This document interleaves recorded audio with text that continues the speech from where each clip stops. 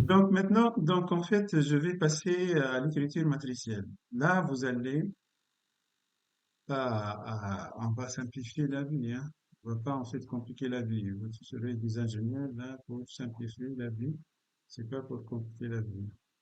Donc là, écriture matricielle pour qu'on puisse par la suite utiliser NumPy et facilement on peut programmer ça, hein. Alors, en résumé, si vous voulez, si j'espère que c'est noté, je peux même écrire ça ici, hein.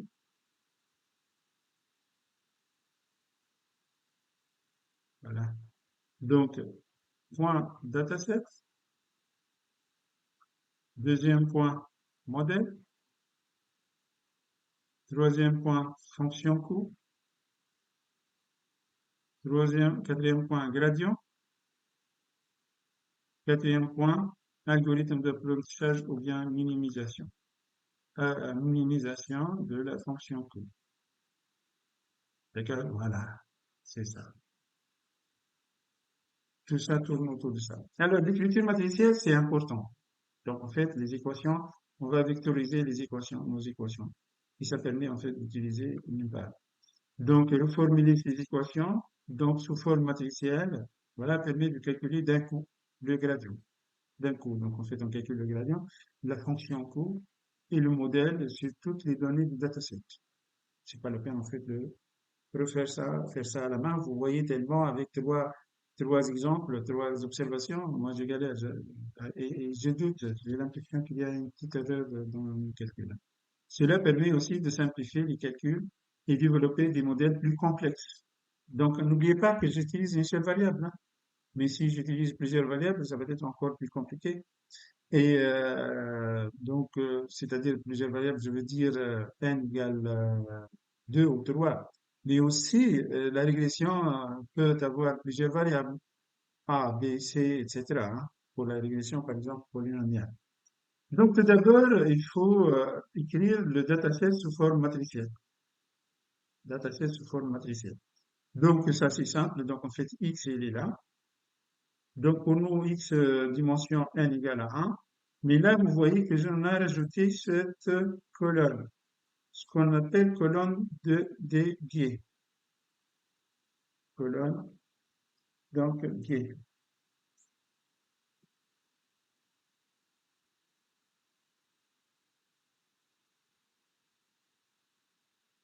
Pourquoi cette colonne? Vous allez comprendre après pourquoi. Donc, on prend, en fait, c'était en fait X de dimension, par exemple, M1, X, normalement, mon dataset, c'était de dimension M1.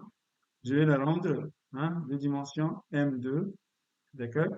Et avec la deuxième colonne, il est rempli avec des 1. Vous allez me comprendre. Parce que nous avons la fonction ax plus b. Cette colonne va être multipliée par b. D'accord? Et ça va être multiplié par a. D'accord? Donc vous allez comprendre ça. Pourquoi on rajoute cette colonne de pied. Voilà. Donc là,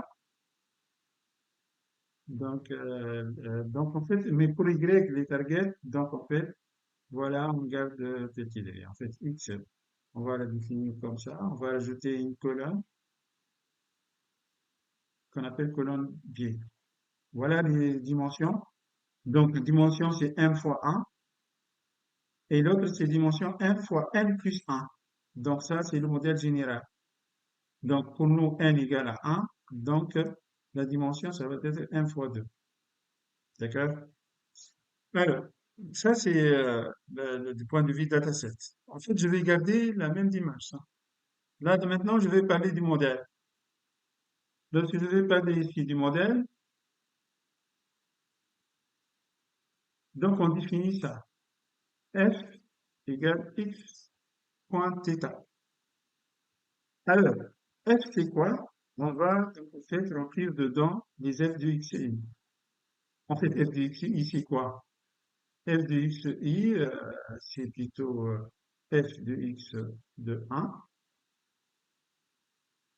égale à x de 1 plus b f de x 2 égale à x de 2 plus b, etc. jusqu'à ce que j'arrive à f de xm, c'est égal à x de m plus b.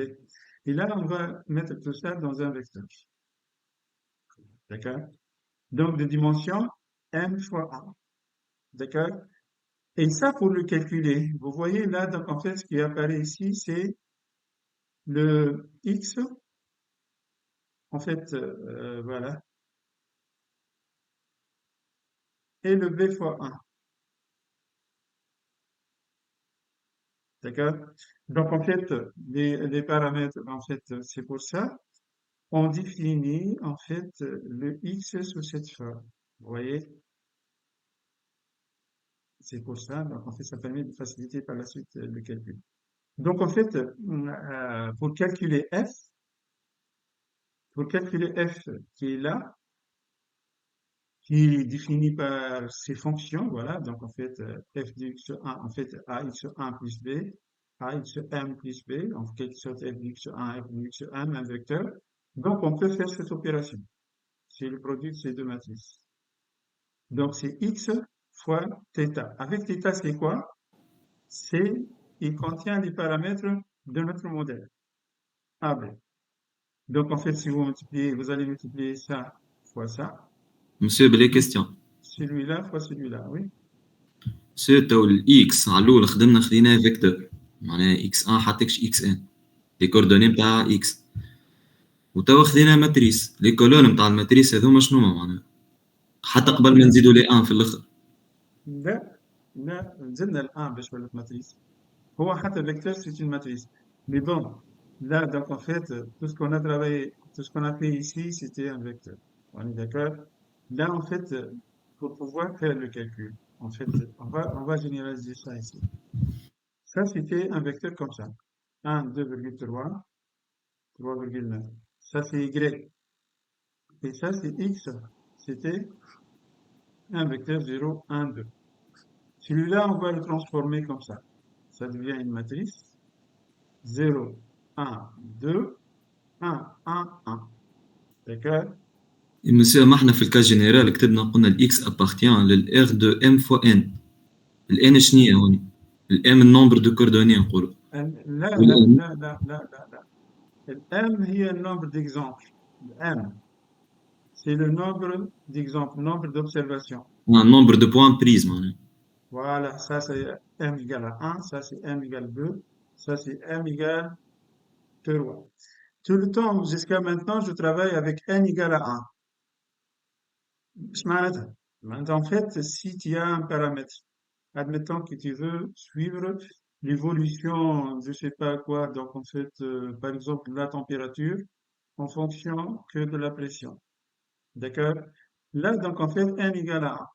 Mais si tu veux aussi voir l'évolution de la température en fonction de la pression et en fonction de l'humidité, ça c'est n égale 2. Si tu veux encore ajouter d'autres choses, ça devient donc la dimension augmente. Là, moi, je travaille pas comme ça. Maintenant, je développe cette théorie avec donc R de dimension, en fait, avec une dimension, une seule dimension, en fait, n égale à 1. معناها D'accord? الان هي النومبر دو بارامتر معناتها النومبر Nombre دو de paramètres, bravo, c'est ça. Nombre de فوالا paramètres. M, c'est le nombre des observations. Pour nous, ici, c'est 3. Maintenant, je termine mon raisonnement ici, puisque déjà, tu as déjà posé la question. Donc, pour arriver à maintenant, si je rajoute le vecteur AB ici, le calcul marche super bien. Qu'est-ce que ça me donne comme système? 0 fois A, 0 fois A plus B. L'autre, ça va me donner 1 fois A plus B. 2 fois A plus B. En quelque sorte, ça c'est f de x1, ça c'est f de x2, ça c'est f de x3. C'est pour ça, en fait, on rajoute ici le biais, la colonne biais, pour simplifier le calcul. Donc, en fait, juste je prends. Si c'était en fait, j'ai deux paramètres, j'aurais en fait x1, 1, x1, 2, etc., xm, 1. J'aurais ici x2, 1, x2, 2, et puis xm, M, x2m, et je rajoute le biais. Et là, j'aurai combien de paramètres dans mon modèle A, B, C. D'accord? Parce que mon modèle ici va être défini comme ça. F de x égale ax1 plus bx2 plus c. Tu vois? Je pense que maintenant c'est clair, hein. واضح. Très bien. Donc en fait, je fais tout ça. Donc en fait, maintenant je raisonne quand même. Je raisonne sur une seule dimension, puis on va généraliser, hein. Donc, alors, bon, j'ai oublié où j'étais. Donc en fait, bon, je pense que maintenant vous avez compris quand même. Voilà, j'ai développé. Donc là, c'est l'écriture matricielle de ma fonction. En fait, de mon modèle, quoi. Ça, c'est mon modèle.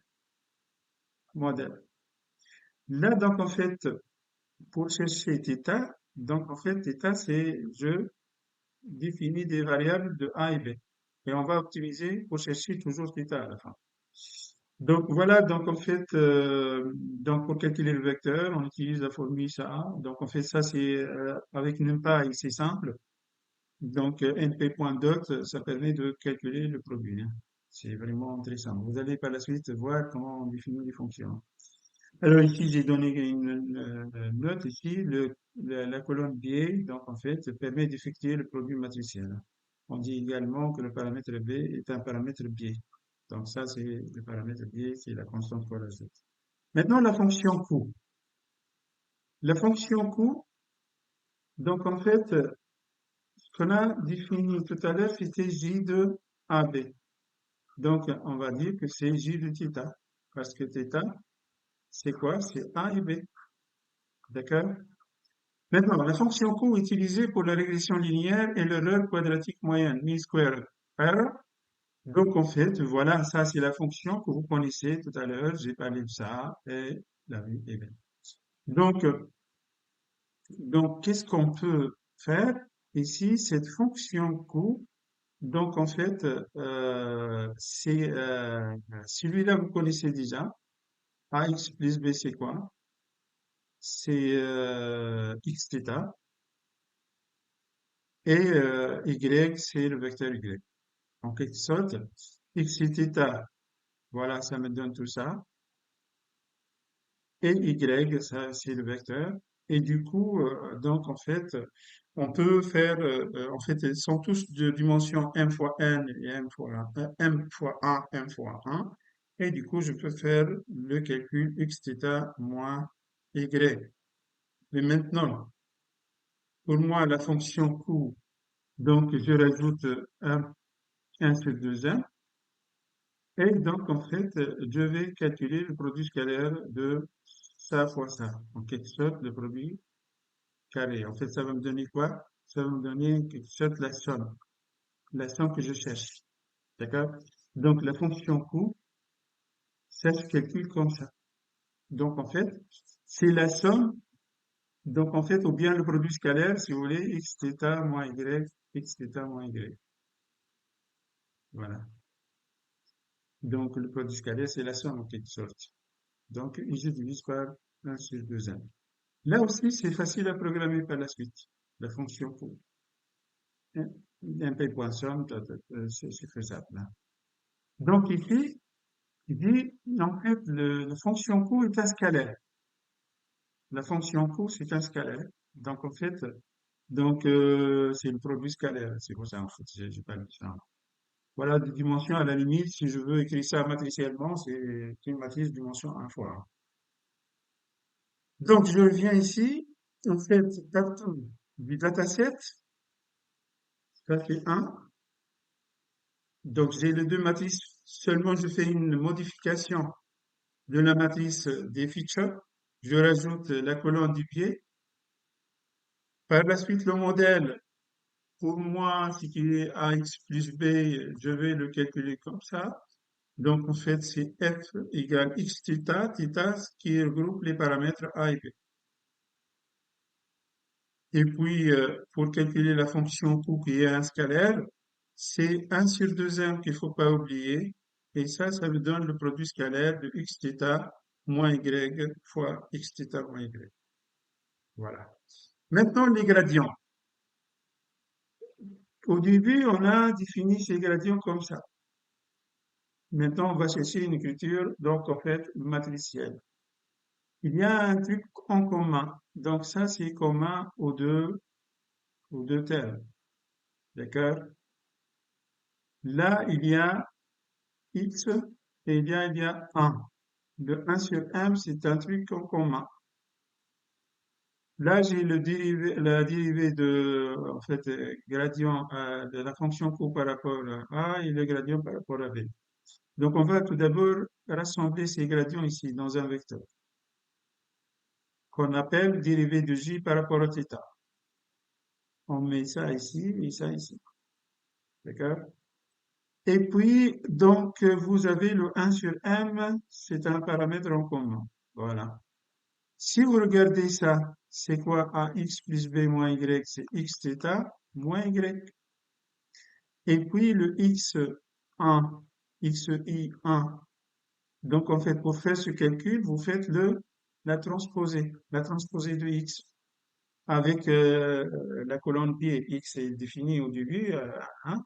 Je rajoute la colonne pied. Donc en fait, si vous, hein, donc en fait, la transposée, vous voyez, la transposée, ça va me donner quelque chose comme ça. D'accord?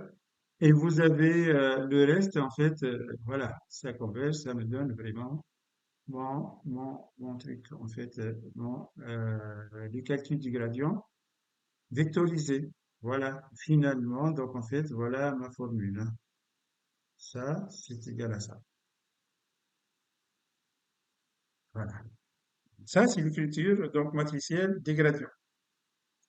La vie est belle, je pense que c'est vraiment sympa. Maintenant, on va regarder la descente de gradient. La descente de gradient, donc, l'algorithme de descente, tout à l'heure, il dépend de A et B. D'accord? Donc, on écrit A, on écrit B.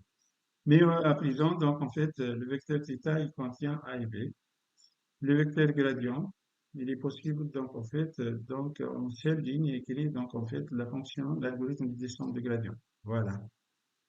Θ égale θ moins alpha de j de θ sur dθ. Ça, c'est l'écriture matricielle. Voilà. C'est tout. Ça, c'est les écritures matricielles. En résumé, voilà. En résumé, donc, le modèle. Donc, maintenant, l'écriture matricielle, c'est f égale x θ, ou bien écriture vectorisée, je pense que c'est possible. Donc, la fonction q, j de θ, c'est 1 demi. Maintenant, x θ moins y au carré. Vous avez donc le gradient. Donc, en fait, c'est 1 sur m transposé de x scalaire x θ moins y. Et finalement, la descente de gradient, c'est θ égale θ moins alpha, dérivé de j de θ sur dθ. Donc ça, c'est alpha, c'est le paramètre d'apprentissage. Donc voilà, donc en fait, si vous avez des questions, n'hésitez pas.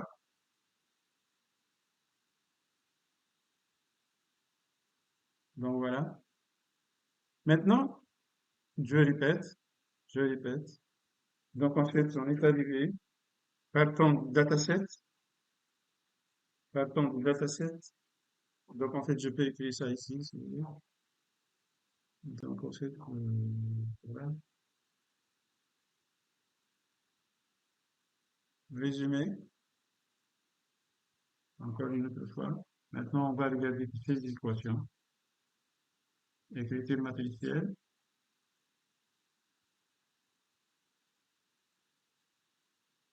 matricielle. Premièrement, mon dataset. Donc, mon dataset, c'est X. Donc, en fait, il faut l'écrire sous forme de X θ. Donc, X, il faut l'écrire, donc X de 1, c'est X de M. Vous rajoutez le biais, colonne biais, et puis vous avez y qui est égal à y de 1 jusqu'à ce que y de m. Voilà. Deuxième chose à faire, c'est le modèle. Le modèle, on a dit que c'est donc en fait f égale x θ. Donc ici, j'ai pas parlé de θ. Θ, bon, θ7 c'est x, y, qu'est-ce que je raconte ici? Donc en fait, θ ici, c'est égal mes paramètres A, B. Troisième chose, c'est la fonction coût. Une fonction coût. Donc en fait, j de θ, θ c'est A et B, égale 1 sur m. Donc en fait, voilà, 1 sur 2m, pardon, x θ moins y au carré. Et puis, donc en fait, le gradient, la quatrième chose à faire, c'est le gradient, les gradients, donc en fait, donc nous avons 1 sur m, en fait, dérivé de j de θ sur dθ égale 1 sur m. Donc en fait, x transposé de x fois x θ moins y. Voilà. Et la descente, finalement, la descente des gradients, c'est en fait θ égale θ moins alpha dérivé de j de θ sur d, θ. Voilà. Donc, ce qu'on va faire maintenant, on va passer à la programmation de ces fonctions. Voilà, donc en fait, pour programmer, vous allez, bon, vous avez, j'ai donné quand même, donc en fait, j'ai donné le script, tout ça, donc en fait, le code. Donc là, vous essayez de copier-coller. Mais là, donc en fait, nous aurons besoin donc de programmer. Bon, je vais utiliser ça. Vous importez une NumPy et Matplotlib, nous aurons besoin de ça. On va importer scalar.dataset juste ici pour créer une régression. D'accord? Une régression. Donc, si vous tapez ces lignes, vous aurez en fait la régression linéaire, quoi, qui a la forme à peu près, voilà, une régression un peu linéaire. Voilà.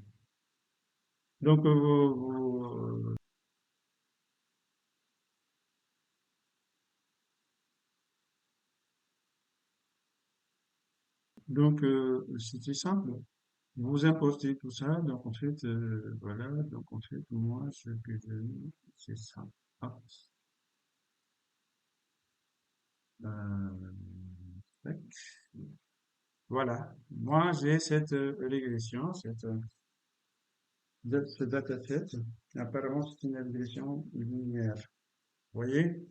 Si vous tapez ces lignes, vous copiez-collez ces lignes, vous aurez en fait quelque chose comme ça. Et on va essayer, donc en fait, je suis aléatoire.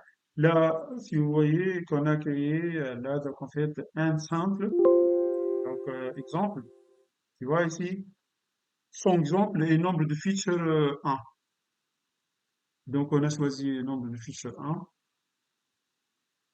Et puis noise c'est le bruit, hein. Le bruit, on a pris 10. Donc il essaie de créer un bruit allant de 0 à 10, quelque chose comme ça, en haut et en bas. Il essaie donc en fait de créer comme si ce sont des mesures expérimentales. Donc c'est un exemple qui nous permet en fait de travailler dessus, hein. Ça nous aide quand même. Et voilà donc en fait notre régression, a priori, ça c'est un modèle qu'on peut utiliser linéaire. Bon, alors, la suite. Donc ici, une fois que vous avez ça, donc une fois donc dataset est généré, là qu'est-ce qu'on va faire?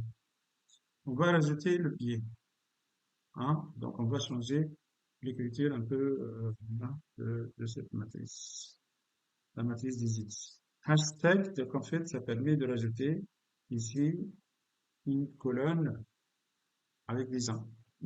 Donc, en fait, ça permet en fait de rajouter des colonnes, quoi. X, mp.once, donc en fait, x.shape.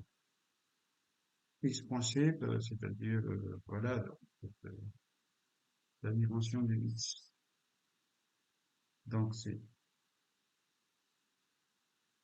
print x.shape si vous voulez voir le niveau de X. Et vous avez ici initialisation de θ d'une façon, voilà, aléatoire. Voilà, deux lignes, une colonne et print θ. Vous pouvez taper ce script. Donc, copier-coller, hein. Là, donc, en fait, je suis là. Donc, en fait, là, ajout de la colonne du X, print X. Vous allez voir que notre X, print X.shape, ça devient 102.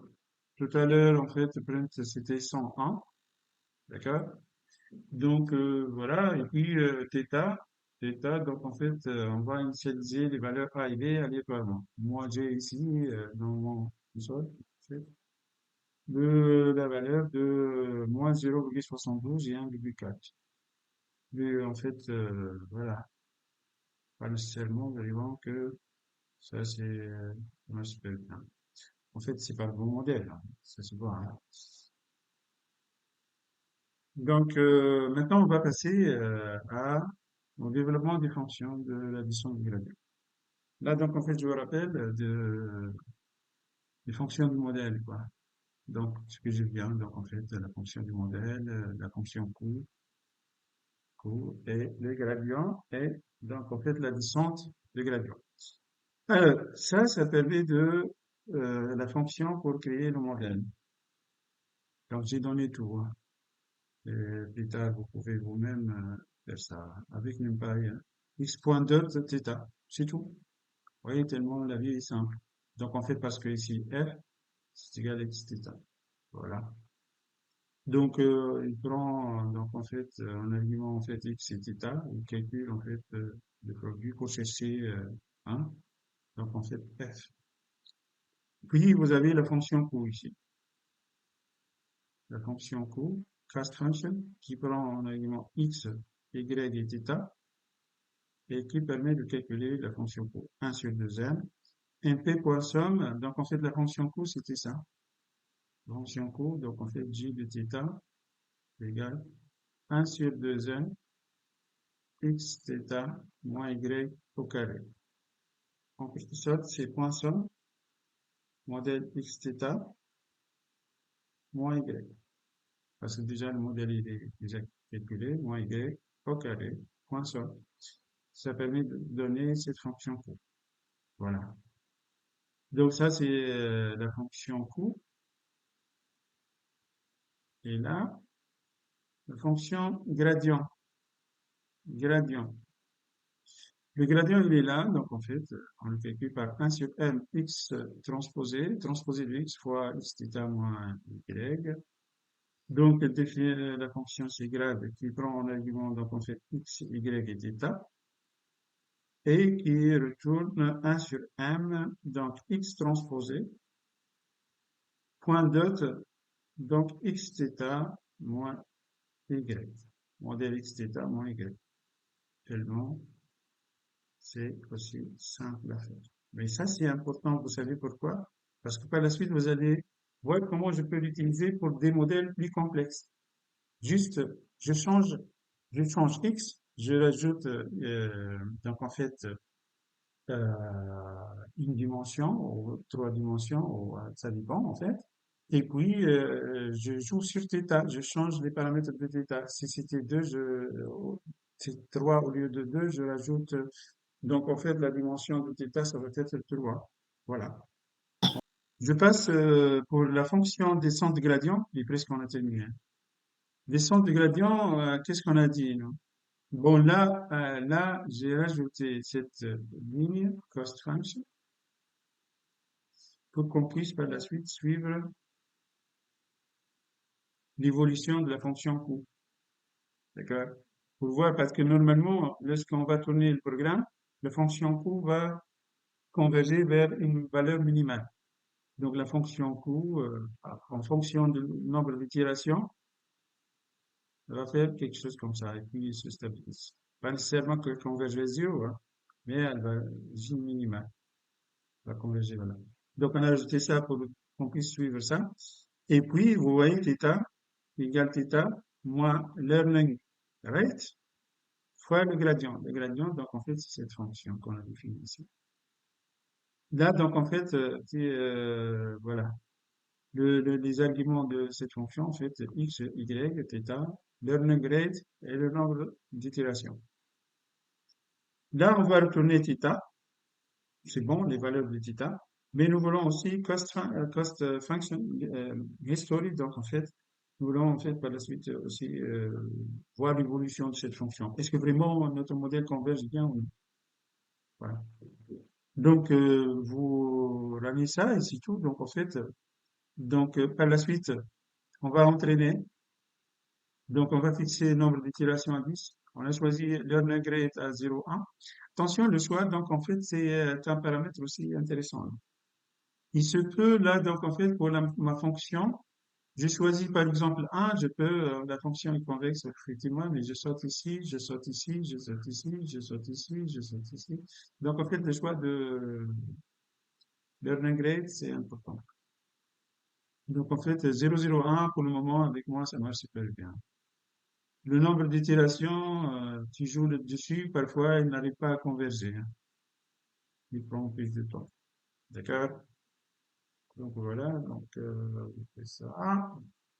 Donc, voilà. Donc, état final, cost history égale, voilà, gradient. Voilà, maintenant, on a tout fait. Petit état final, et on peut faire la prédiction maintenant. Donc, oui, on va afficher les résultats. D'accord? Maintenant, ici, la fonction, voilà, je trouve ça, moi. Et donc, le facteur de détermination R square, vous connaissez ça, avec Excel, vous déterminez ça. On va le calculer ici. Donc R, si c'est supérieur à 0,9, R carré, donc c'est bon, le modèle est bon. Donc, en fait, voilà, vous essayez de chercher, là, c'est pour afficher la fonction coût. Donc, voilà. Mais pour calculer R carré, on utilise bien sûr la fameuse formule là. Donc, en fait, ce qu'on appelle en statistique le coefficient de détermination linéaire. Voilà. Ça permet de, voilà, là, on a séparé deux variables là pour calculer ce qui existe en haut, ce qui existe en bas, et puis return 1 moins 1 sur V et print. D'accord? Maintenant, donc, si je passe ici, donc je vais exécuter tout mon code. Voilà. Donc, je vais analyser ce que j'ai trouvé. Voilà. Donc, ça, c'est la régression au début. Donc, moi, maintenant, il m'a donné autre chose, hein, autre chose un peu bizarre. Je vais changer un peu. Il me donne quand même quelque chose. Donc, je trouve ça. S'il y a à peu près une lumière, c'est bon. Donc, je passe à ça. Donc, en fait, c'est le résultat optimisé. Et voilà, donc, la convergence de la fonction courbe. Et regardez ici, il m'a donné quand même, ça, c'est le modèle. Donc, A et B. Et ça, c'est le coefficient de détermination. Ça, c'est les valeurs qu'il a choisies aléatoirement au début. Et ça, je sais pas quoi, c'est la fonction peut-être court au début, hein. Donc, au début, c'était 1700 et quelques, je pense. C'est ça, hein. Donc, print, est-ce que j'ai demandé print, first function? Oui, j'ai demandé ça. Oui, au début. Donc, en fait, il m'a affiché la fonction court. Mais si tu vois une valeur, voilà, 1700, j'ai commencé. Et au bout de 100, même avant, hein, même avant d'arriver à 100, on a convergé vers une valeur minimale de la fonction courbe. Et donc, voilà, elle nous donne un modèle sympa. Moi, je trouve formidable, hein. Et c'est bien maintenant de comprendre la théorie derrière. Vous voyez? Donc, moi, je trouve vraiment vachement bien. Mais ça, c'est votre programme, hein. Mais je vais m'amuser un tout petit peu avec vous aussi. Je vais essayer de faire un modèle polynomial. Si je fais la prédiction d'un modèle polynomial. D'accord. Pour aller plus loin,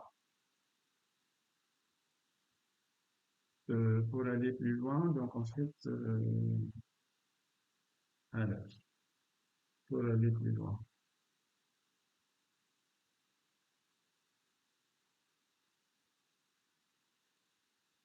Bien, pour aller plus loin, regardez, je vais utiliser une régression sur cette forme, une distribution, par exemple, qui me donne quelque chose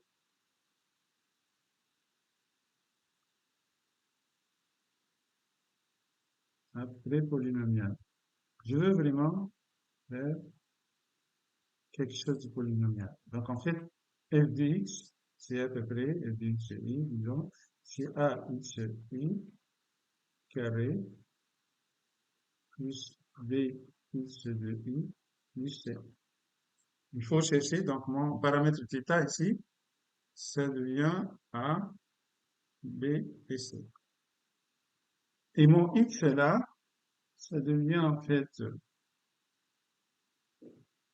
x de i au carré, x de m au carré, d'accord? X de i,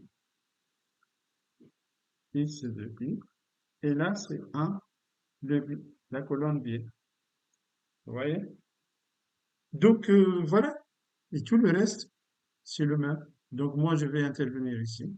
Je vais intervenir ici sur le code pour changer, donc en fait, hein, mon modèle. D'accord? Je vais faire ça rapidement. Donc, je vais faire ça rapidement. Je vais changer la régression. Donc, en fait, je suis parti d'ici. Donc, en fait, attendez, je vais chercher X, Y. Donc, en fait, je vais essayer de changer un peu mon truc là. Voilà, donc en fait, Y. Donc, en fait, je vais changer le modèle polynomial. Donc, voilà, je vais changer le modèle polynomial. Je vais écrire ça, y égale, j'ai une idée d'écrire y égale y, par exemple, plus abs de y sur 2. Je pense que je vais runner ça. Bon, excusez-moi, je vais réduire un peu la dimension là pour que je puisse runner. Donc, je vais runner ça et ça va me donner un truc comme ça. Vous voyez, donc en fait, la régression a la forme un peu de polynomial, quoi. Maintenant, je vais essayer de changer mon modèle. Bah, si je vais exécuter ça comme ça, vous allez voir que ça va me donner quelque chose qui est un peu bizarre, hein. Ça marche pas, là. La régression linéaire, hein, ne donne pas vraiment ce que je veux, hein. Là, je vais changer un peu. Qu'est-ce que je vais faire? Je vais passer à x. Donc, x. Donc, je vais, voilà, qu'est-ce que j'ai? Je vais rajouter tout simplement x au carré. Je vais rajouter tout simplement x au carré. Donc, en fait,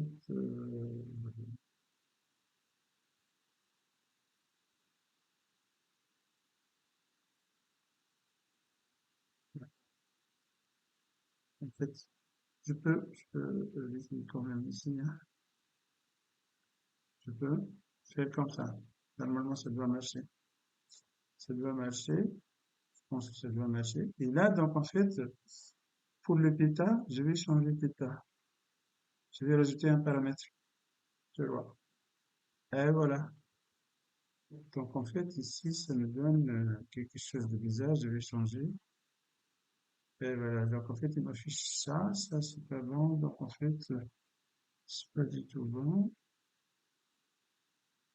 Donc je vais changer. Je vais faire ça, je vais faire comme ça, non, ça ne m'affiche plus rien. Cette fois-ci, parce que je l'ai donné, je reprends, je reviens. Allez. Donc j'ai fait ça. Non, en fait, la distribution était mauvaise.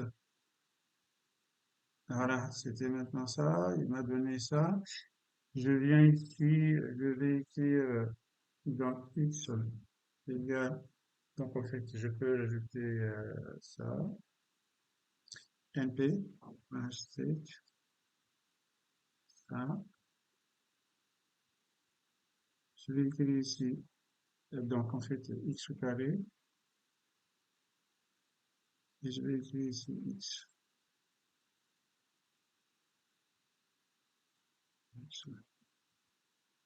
Donc, c'est bon maintenant. Voilà.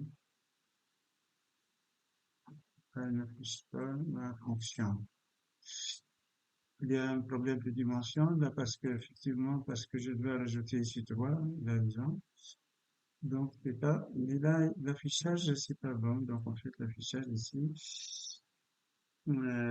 scatter x PLT scatter xy x prediction donc scatter scatter donc je vais faire ça voilà maintenant c'est bon. Vous voyez maintenant le modèle? C'est vachement bien, hein? Moi, je suis content. Voilà. Donc, en fait, et puis, il me donne, hein, il me donne A, B et C. Et le quotient de détermination, c'est ça.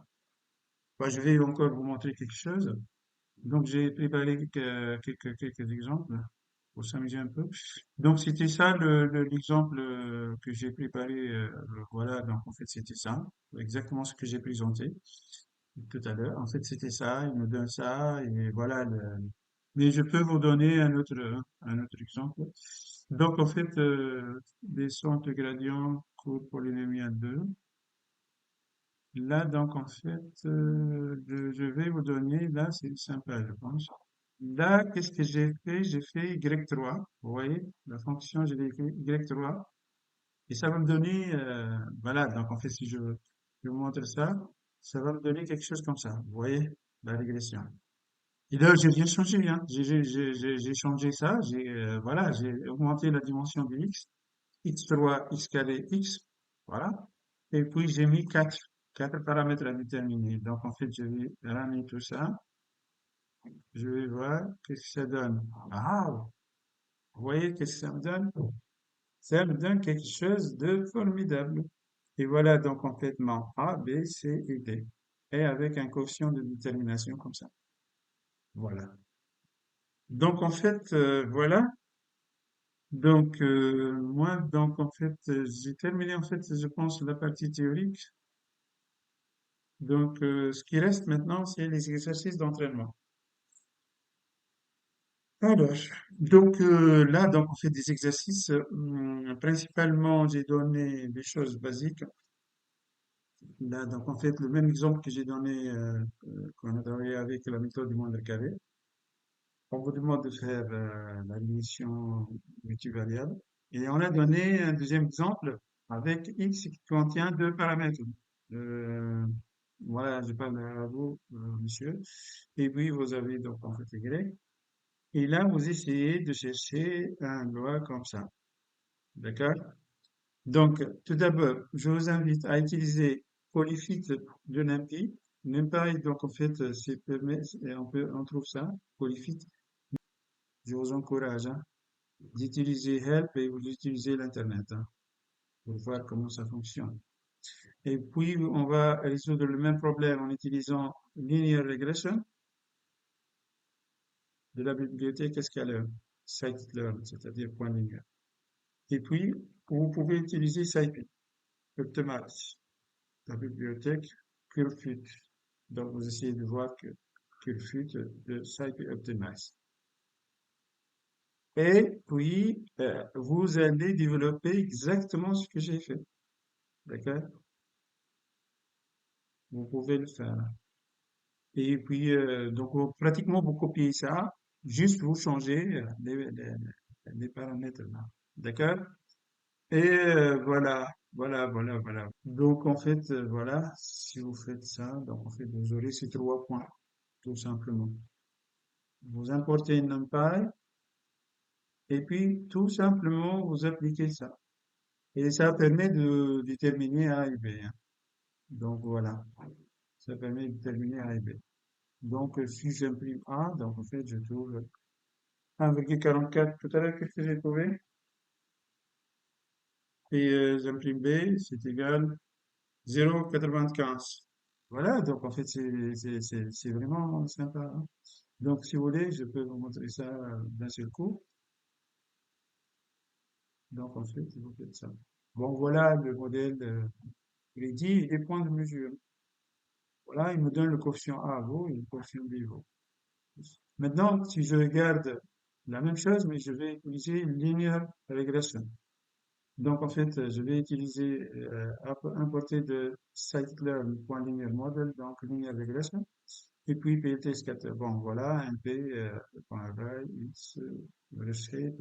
Je dois faire ces opérations pour qu'ils puissent fonctionner. Et le calcul, donc, en fait, linear regression, point fit de x, y. Bon, voilà, donc, en fait, si vous regardez même, bon, on n'apprend pas, moi, j'apprends pas ça par cœur, hein. Je regarde par quoi, mais bon. Voilà, donc en fait, ça, c'est les nouvelles prédictions 1,44, 0,95. Donc, ça, c'est la méthode. Et puis, oui, CurveFit, Scipy, Optimize, CurveFit. Et puis, là, on introduit def le modèle XAB, AX plus B. Là, c'est plus souple, peut-être. Là, donc, ça te permet de définir le modèle. Et là, donc, en fait, ça te permet de chercher les coefficients. Voilà, c'est tout. Donc, en fait, donc, on devine, on s'en sort, quoi. Ça, c'est ce qu'on a trouvé avec cette méthode. C'est pratiquement la même chose. Maintenant, le codage, là, donc, en fait, j'ai fait exactement ce que j'ai développé tout à l'heure. Voilà. C'était ça, tout ça, tout ça, tout ça. Même, j'ai gardé, voilà. Même la fonction que j'ai essayé de, vous voyez, donc, en fait, j'ai fait ça, hein. Et voilà. Ça, c'est le résultat, ça. Et là, donc, en fait, ça me donne un coefficient de détermination de 0,99. J'ai copié le code que j'ai développé avec vous tout à l'heure pour l'exemple qu'on a traité dans le cours. Et voilà. J'ai changé. Qu'est-ce que j'ai changé ici? J'ai rien changé, je pense. J'ai gardé θ de 1. Et puis voilà, donc en fait, j'ai gardé, j'ai rajouté, voilà, donc en fait, once, x shape, j'ai changé x, j'ai rajouté le biais. Voilà, c'est tout. C'est tout. Donc en fait, et du coup, la dimension de x, c'est C3,2. Voilà. Maintenant, pour le deuxième exemple, problème 2, c'était ça. Donc en fait, là, j'ai deux paramètres. Là, j'ai deux paramètres. Donc en fait, là, je peux vous montrer. En fait, deux paramètres, à la limite, on peut représenter ça. Mais j'ai représenté ça dans deux plans. Mais si de dimension beaucoup plus supérieure, ça devient compliqué, quoi. Ça, c'est y en fonction du x1, et c'est la répartition de y par rapport à x2. Et là, ça devient encore plus sérieux, là. Hein, plus sérieux. Donc, en fait, si j'utilise calcul, en fait, avec linear regression, donc, en fait, voilà, c'est ça, pratiquement. Et je vais vous afficher même les résultats, hein. Donc, trier et tout ça. Alors là, je vais faire tout ça. Tic, voilà. Et maintenant, vous voyez les points rouges là, donc en fait, c'est la prédiction, les points rouges. Et les points bleus, c'est la vérité terrain, quoi. Ça, c'est bien, hein? Donc, pour les points, hein, et le modèle proposé, vraiment, il me donne. Donc, non, j'ai pas cherché le quotient de prédiction là. J'ai pas cherché. Est-ce que je peux importer ça ici? Je sais pas, est-ce que YPred c'est la même chose? Je pense que oui. Est-ce que je peux exécuter ça? Ah, non, c'est n'importe quoi. Non, non, en fait, je dois revoir ce script pour pouvoir calculer le quotient de détermination. Maintenant, avec Cursuit, donc je vais partager avec vous ça. Donc voilà, donc en fait, ça permet également de trouver la même chose. Vous voyez, NumPy, tout ça, donc en fait, ben, j'arrive à imprimer le quotient. Voilà, ça c'est NumPy, ça c'est la fonction coût. Et ça, donc en fait, les prédictions avec la vérité terrain, et ça c'est le coefficient de détermination. Vraiment, c'est vachement bien. Mais là, donc, qu'est-ce que j'ai fait? Là, qu'est-ce que j'ai fait vraiment? J'ai utilisé la même chose, hein, le même code, sauf que j'y suis arrivé ici.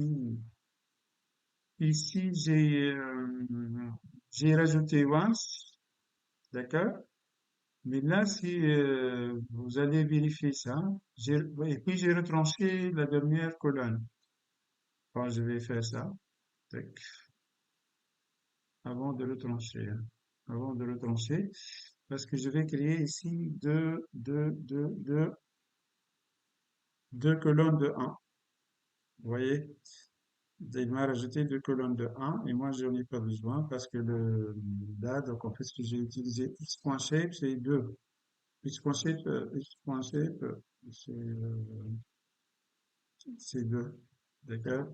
Donc en fait, il me rajoute, voilà, hashtag x np once. Donc il va me rajouter avec x, donc en fait, deux, en fait, deux colonnes de 1, voilà. Donc, j'ai retranché ça. Lorsque je retranche ça, donc en fait, ça devient en fait logique là. J'ai rajouté qu'une seule colonne de biais. Et là, voilà, donc en fait, et puis j'ai changé ça. Theta, au lieu de 2, j'ai mis 3. Voilà, la vie est belle, tout va bien. Notre code fonctionne parfaitement. Ah voilà, et il m'affiche vraiment tout ça. Voilà, donc voilà, donc en fait, je vous laisse découvrir encore davantage ça. Donc en fait, c'est vachement bien. Donc en fait, maintenant vous comprenez de quoi s'agit-il. Voilà. La régression linéaire, la théorie derrière et également la programmation. Donc je vous souhaite, je suppose, bonne continuation. N'hésitez pas à s'aventurer, de faire des projets. Maintenant, vous avez hein, la théorie derrière, vous savez comment programmer et vous pouvez en fait interpréter convenablement tout ce que vous faites. Ça, c'est une dimension, une nouvelle dimension pour votre IPE. N'hésitez pas d'utiliser ces méthodes. Également, ce que j'ai présenté hier. Ce qui reste maintenant, lundi, on va voir donc un nouveau mode d'apprentissage, c'est l'apprentissage profond avec les réseaux de neurones. Donc voilà, si vous n'avez pas de questions, si vous avez des questions, n'hésitez pas. Sinon, je vous souhaite bon week-end.